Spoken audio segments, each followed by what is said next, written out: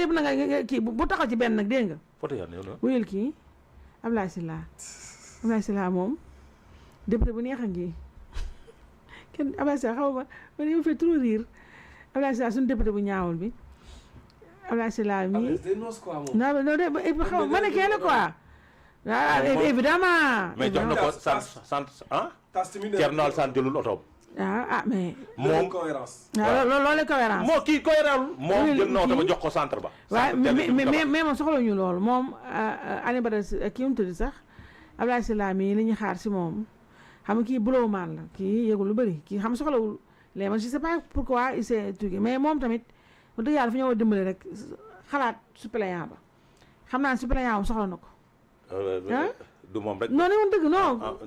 bëri nañ fa quoi ñi nga xam ne seen suppléant yi war Amadou Ba kan moo nekk suppléant sax. xaw ma ku suppléant Amadou Ba. c'est-à-dire est-ce que cette député la est-ce que amul 7 députés. non Amadou Ba je pense Bounama mooy Bounama Sall. waaw est-ce que du loolu moo tax mbugul dem.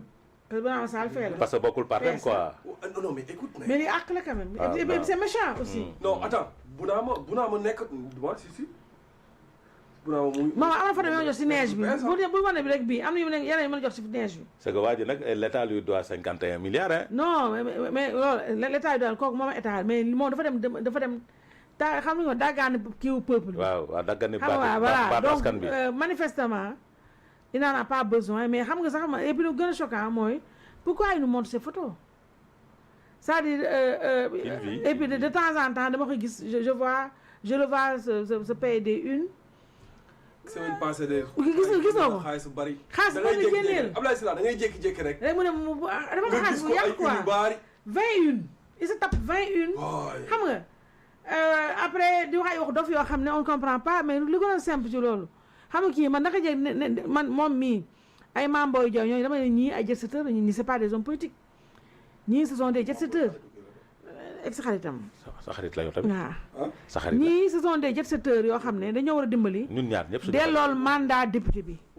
xam nga lu gën a cohérent non li gën a cohérent. est-ce que xam nga ne waa takku wàllu rek ñooy ñëw régulièrement. non ba pare xam nga li gën a garaaw mooy ñoom ñëpp ci sànq dañoo nekkoon dañ nekk député pour daw immunité bi lañ soxla woon.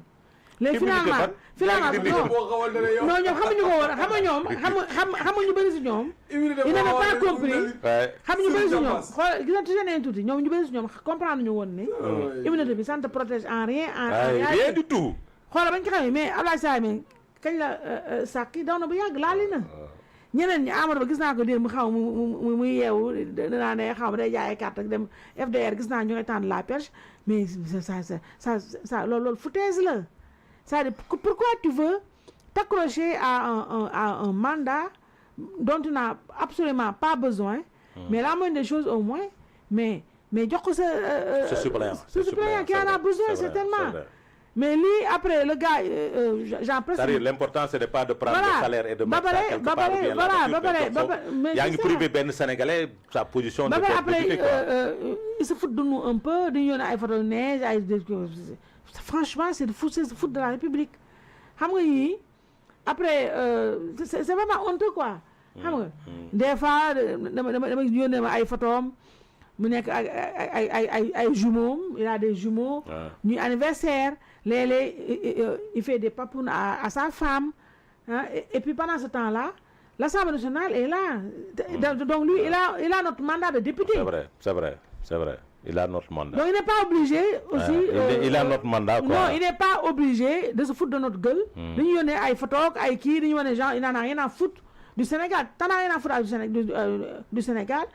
Mais bon Dieu, rends-nous notre mandat. Non mais franchement. Non, t'en as rien à foutre de nous mais rends-nous notre mandat, bon Dieu. C'est tout. T'es à la neige, c'est bien.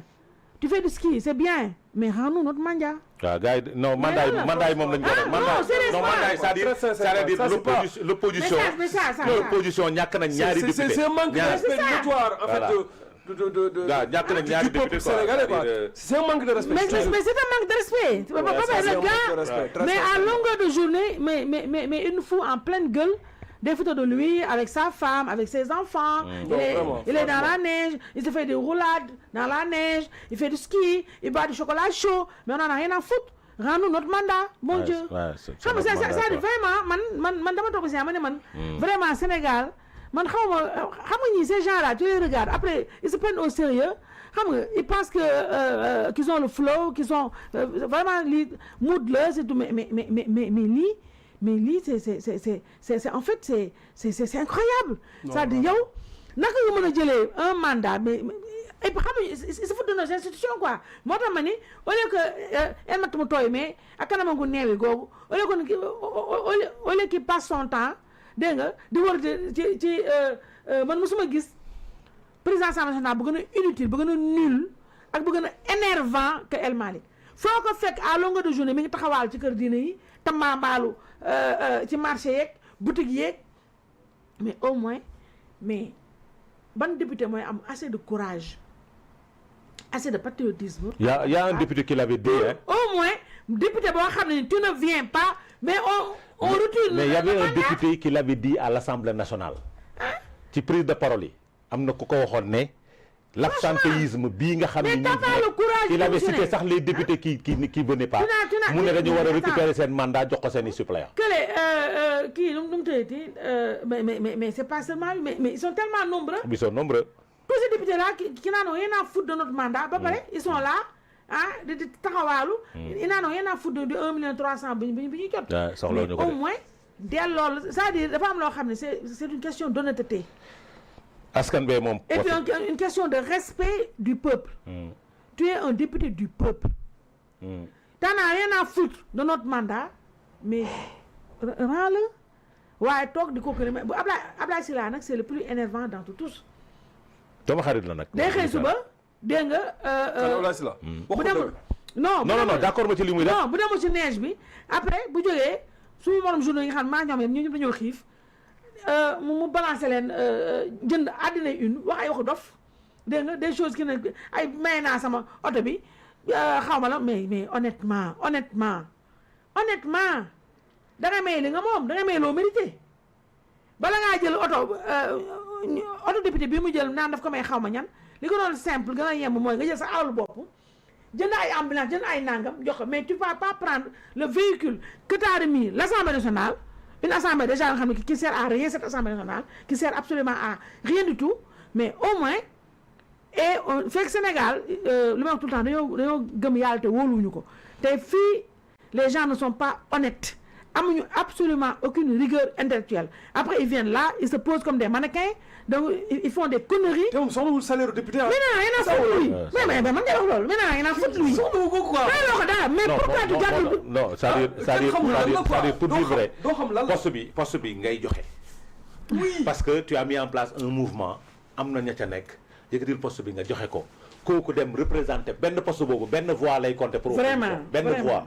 dafa war a compter benn voix boobu dafa war a compter pour l'opposition sénégalaise. mais xam nga yéen iñaan la xam nga non yéen gis nañu yéen voilà t'en as rien à foutre. soxla woo mais le règlement intérieur de l'Assemblée nationale day bañ absenté